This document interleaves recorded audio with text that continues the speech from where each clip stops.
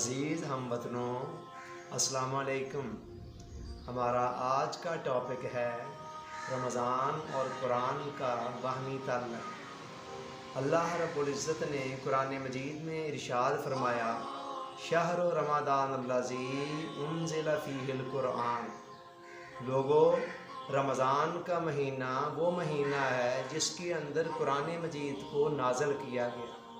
گویا قرآن مجید رمضان المبارک کی فضیلت کی جو وجہ ہے وہ قرآن مجید کے نزول کو قرار دیا جا رہا ہے۔ پھر اس ماہ مبارک کی وہ خاص رات جس کے اندر قرآن کا نزول شروع ہوا، اسے 1000 مہینوں سے بہتر قرار دیتے ہوئے فرمایا، لیلۃ القدر خیر من الف شہر، کہ شب قدر جو ہے وہ 1000 مہینوں سے بھی بہتر ہے۔ یہاں سے پتہ چلتا ہے کہ قرآن مجید اور رمضان المبارک کا ایک خاص تعلق ہے۔ اس تعلق کو یوں بھی سمجھا جا سکتا ہے کہ قرآن اللہ کا کلام ہے اور رمضان المبارک اللہ کا مہینہ ہے۔ حضور علیہ السلام نے فرمایا، ہوا شہر اللہ، کہ یہ رمضان جو ہے یہ اللہ کا مہینہ ہے۔ ان دونوں کا آپس کے اندر بڑا کلوز ریلیشن ہے اور ان کا آپس میں چولی دامن کا ساتھ ہے، اور یہ ساتھ ہمیشہ کے لیے ہے۔ ایک طرف حضور علیہ السلام فرما رہے ہیں، من صام رمضان ایمانا و احتسابا غفر لہ ما تقدم من ذنبہ، کہ جس نے ایمان اور احتساب کے ساتھ رمضان المبارک کے روزے رکھے، اس کے پچھلے تمام گناہ معاف ہو گئے۔ اور دوسری طرف حضور علیہ السلام فرما رہے ہیں کہ من قام رمضان ایمانا و احتسابا غفر لہ ما تقدم من ذنبہ، کہ جس نے ایمان اور احتساب کے اندر رمضان کی راتوں کے اندر قیام کیا، اس کے بھی پچھلے تمام گناہ معاف ہو گئے۔ اب قیام کے اندر بطور خاص جو چیز ہے وہ قرآن مجید کی تلاوت ہی ہے۔ تو میں نے بتایا کہ رمضان اور قرآن کا دونوں آپس میں بڑا گہرا تعلق ہے۔ جتنا آپ ان دونوں کو یکجا کرتے چلے جائیں گے، ان کی برکات سے مالا مال ہوتے چلے جائیں گے۔ اس ماہ مبارک کی یہ دو خاص عبادتیں ہیں، ایک روزہ اور دوسرا قرآن مجید کی کثرت سے تلاوت، اور یہ دونوں چیزیں ایسی ہیں جو قیامت والے دن انسان کی سفارش کریں گی۔ حدیث پاک میں آتا ہے، حضور علیہ السلام نے فرمایا، الصیام والقرآن یشفعان للعبد، کہ قرآن اور رمضان، روزہ اور قرآن، یہ دونوں بندے کے لیے سفارش کریں گے۔ روزہ کیا کہے گا؟ والصیام یقول اے رب انی منعتہ الطعام والشہوات بالنہار فشفینی فی۔ روزہ کہے گا کہ اے میرے مالک، میں نے اس بندے کو سارا دن بھوک پیاس کے اندر مبتلا رکھا، کھانے پینے نہ دیا اور دیگر شہوات سے باز رکھا، پس تو اس کے حق میں میری شفاعت قبول فرما۔ والقرآن یقول رب انی منعتہ النوم باللیل فشفینی فی۔ قرآن کہے گا کہ یا اللہ، میں نے رات کو اسے جگائے رکھا، یہ میری قرآن تلاوت کے اندر مشغول ہو کر نیند سے باز رہا، لہذا اس کے حق میں میری سفارش قبول فرما۔ اور حدیث کے الفاظ ہیں فیشفعان، کہ ان دونوں کی سفارش قبول کر دی جائے گی اور انسان کی بخشش اور مغفرت کر دی جائے گی۔ یوں تو قرآن مجید کا سمجھنا اور اس سے ہدایت حاصل کرنا کسی بھی وقت ممکن ہے، آسان ہے۔ اللہ نے فرمایا، وَلَقَدْ يَسَّرْنَا الْقُرْآنَ لِلذِّكْرِ فَهَلْ مِن مُّدَّكِرٍ، کہ ہم نے اس قرآن کو سمجھنے کے لیے آسان کر دیا ہے، پس ہے کوئی اس کو سمجھنے والا؟ لیکن اس ماہ رمضان المبارک کے ساتھ میں نے بتایا قرآن کا خاص تعلق ہے، اور دوسری طرف قرآن کا ہدایت کے ساتھ بڑا خاص تعلق ہے۔ اس ماہ مبارک کے اندر اگر قرآن کو پڑھا جائے تو ہدایت کا حصول انسان کے لیے بہت آسان ہو جاتا ہے۔ یہی وجہ ہے کہ علماء، اولیاء اور صلحاء کا اس بات پر اتفاق ہے کہ اس ماہ مبارک کے اندر قرآن کی کثرت سے تلاوت کی جانی چاہیے۔ وجہ یہی بیان کی گئی کہ قرآن مجید کے معنی، معرف اور مطالب، اور اس کے انوارات و تجلیات اور اس کے اسرار و رموز کا نزول جتنا ایک بندہ مومن کے قلب و باطن پر اس ماہ مبارک کے اندر ہوتا ہے، وہ اس کے علاوہ اور کسی مہینے کے اندر نہیں ہوتا۔ اگر قرآن کے ساتھ ایک قلبی تعلق قائم کر لیا جائے تو پھر قرآن کے انوارات انسان کے قلب و باطن کے اندر جذب ہوتے ہوئے محسوس ہوتے ہیں۔ لہٰذا اس ماہ مبارک کے اندر ایک تو ہمیں روزے رکھ کر اللہ کی رضا اور خوشنودی کو حاصل کرنا ہے، اور دوسرا قرآن مجید کی کثرت تلاوت کے ذریعے سے اپنے دل اور دماغ کو اور اپنے قلب و باطن کو ہدایت کی روشنی سے منور کرنا ہے۔ اللہ تعالیٰ نے قرآن مجید کو اپنی ہدایت کے آخری ایڈیشن کے طور پر کتاب ہدایت بنا کر انسانوں کی رہنمائی کے لیے بھیجا ہے، اور اس کے اندر جو قوانین بیان کیے گئے ہیں وہ اتنے ابدی ہیں اور اتنے پرماننٹ ہیں کہ زمان و مکان کا تغیر و تبدل ان کے اوپر اثر انداز نہیں ہوتا ہے۔ لہٰذا یہ کتاب قیامت تک کے لیے ہر زمانے میں رہنے والے ہر شخص کے لیے زندگی گزارنے کے لیے ایک اللہ تعالیٰ کا ہدایت نامہ ہے، ایک گائیڈ بک ہے جس سے استفادہ کیا جانا چاہیے۔ اور آج ہمارا المیہ یہ ہے کہ ہم نے اس کتاب ہدایت کو کتاب ثواب بنا کر غلافوں کے اندر لپیٹ کر رکھ دیا، یا پھر الماریوں کی زینت بنا کر رکھ دیا، اور پریکٹیکلی اس کے ساتھ تعلق سے ہم کٹ گئے، اور اس کا نتیجہ ہے کہ آج ہم کئی قسم کے زوال کا شکار ہو چکے ہوئے۔ حضور علیہ السلام نے فرمایا ان اللہ یرفع بہذا الکتاب اقواما، کہ اللہ تعالیٰ اس کتاب کے ذریعے سے بہت سارے لوگوں کو عروج دیتا ہے، وَيَضَعُ بِهِ آخَرِينَ، اور بہت سارے لوگوں کو اسی وجہ سے زوال کا سامنا بھی کرنا پڑتا ہے۔ تو زوال کیوں ملتا ہے؟ کہ جو لوگ قرآن کو ماننے کے باوجود اس کے ساتھ اپنا قلبی تعلق استوار نہیں کر پاتے، تو پھر زوال اور ذلت اور رسوائی ان کا مقدر بن جاتی ہے۔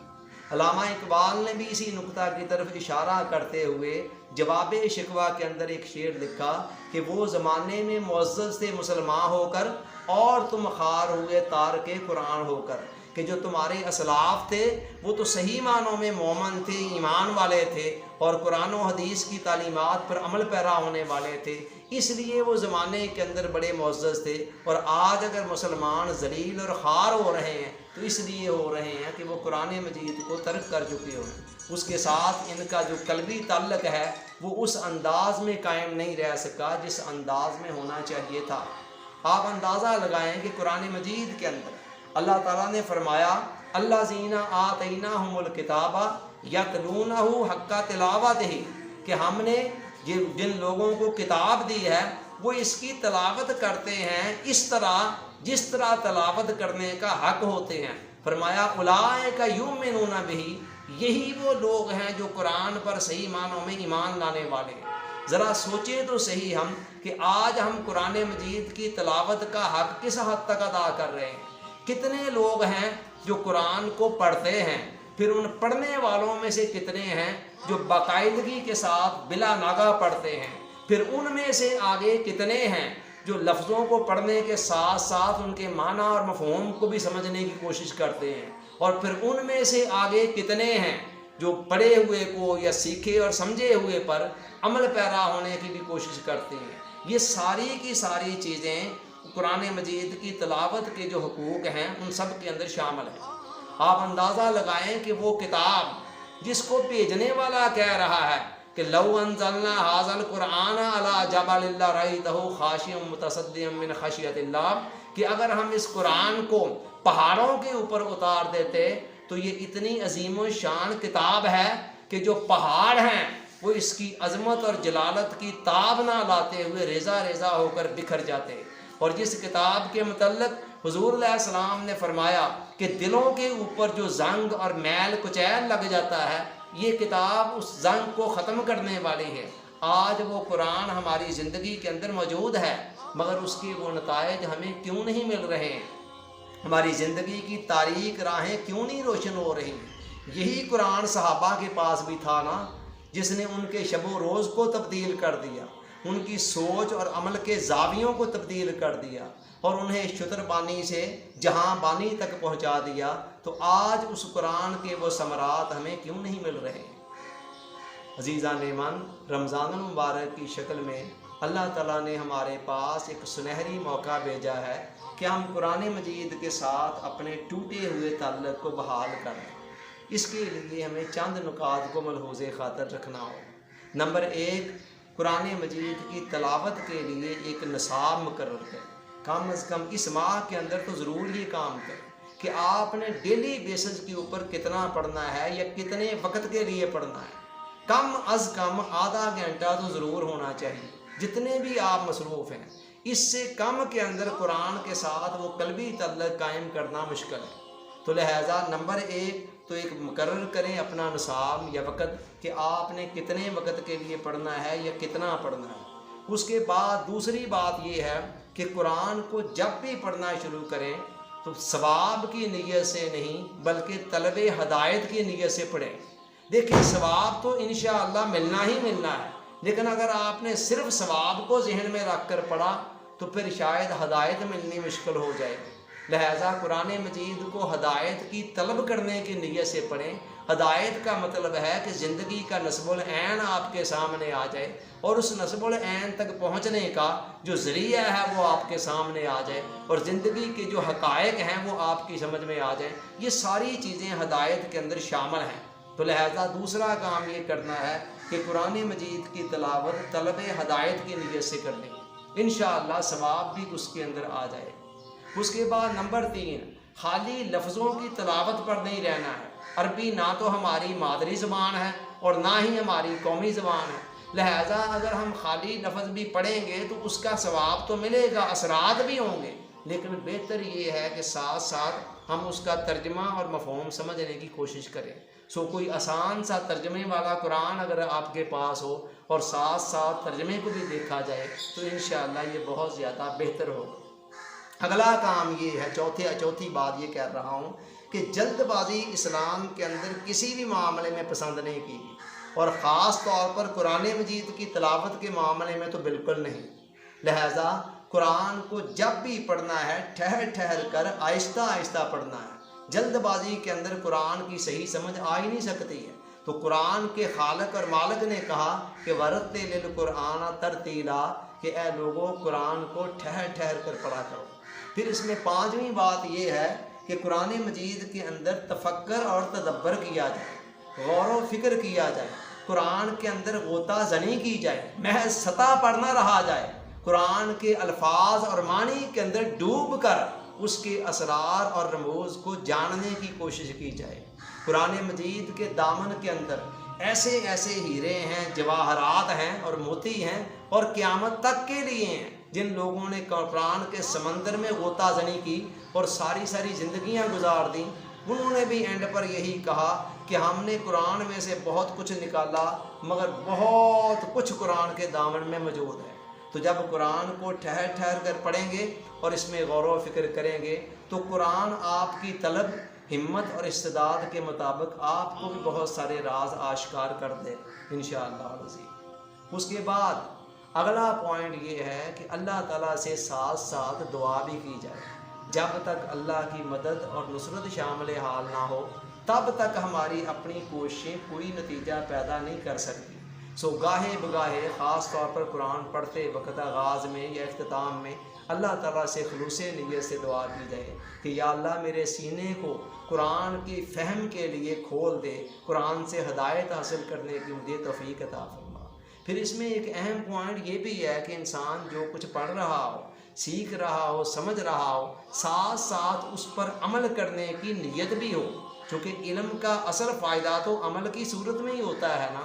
لہٰذا انسان اپنے ذہن میں بھی یہ بات رکھے کہ قرآن مجید سے جو ہدایت اور روشنی مجھے میسر آئے گی اس کے اندر میں اپنی زندگی کو سانچے میں ڈالنے کی کوشش کروں گا۔ حرف آخر کے طور پر جو بات کہنا چاہتا ہوں وہ یہ ہے کہ اگر ہم نے سارے زمانے کے علوم و فنون سیکھ لیے مگر ہمیں ہدایت میسر نہ آ سکی تو ہمارا دنیا میں آنا کیا اور دنیا سے جانا کیا۔ لہٰذا بہت ضروری ہے کہ ہماری زندگی کے اندر اللہ کی ہدایت شامل ہو، اور ہدایت کا سرچشمہ اللہ تعالیٰ نے قرآن مجید کو بنایا ہے، اور اس ہدایت سے کے سرچشمے سے استفادہ کرنے کے لیے یہ رمضان المبارک کے جو لمحات ہیں یہ ایک گولڈن چانس کی حیثیت رکھتے ہیں، لہٰذا ان سے بھرپور استفادہ کیا جانا چاہیے۔ اللہ تعالی ہم سب کو سوچنے، سمجھنے، یاد رکھنے اور عمل کی توفیق عطا فرمائے. آمین. آپ کا بہت بہت شکریہ.